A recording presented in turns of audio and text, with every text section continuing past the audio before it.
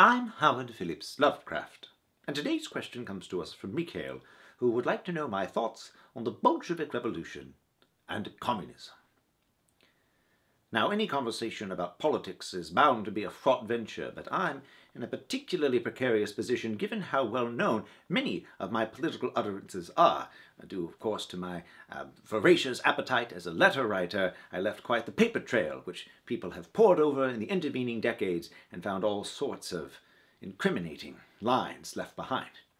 But regardless of whatever political views I might have held at any given time, I like to think that above all, I was a rationalist. And I think that the record speaks for itself. The politics I espoused at the end of my life were very different from what I was going on about when I was scribbling things down for issues of the Conservative. Whenever I was presented with data I felt changed my political landscape, I was willing to adjust, for the most part. And I think that speaks to just how politics was always secondary to my aesthetic and cultural sensibilities.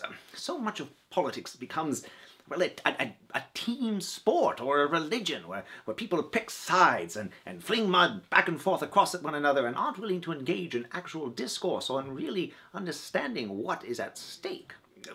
In my case, I was never one to shy away from a political debate, but I always held true that what mattered most were the higher ideals, our ability to communicate openly and honestly, to express ourselves artistically, and at the end of the day, to be organized in a civilized, polite manner. I never quite achieved the heights of these ideals, but I did strive for them, and I think that's what's important in any political consideration. Now communism, as it stood in my time, was certainly a very controversial subject, how it lent itself to our own sense of who we were as Americans and how we squared off against this idea of collectivism and the like. But I think you have to understand that for us, the Bolshevik Revolution was something much more immediate.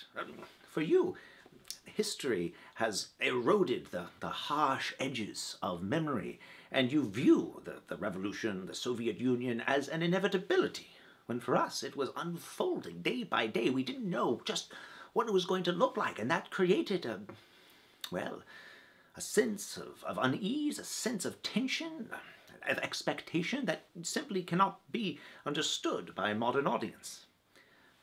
But I will lend you this particular warning.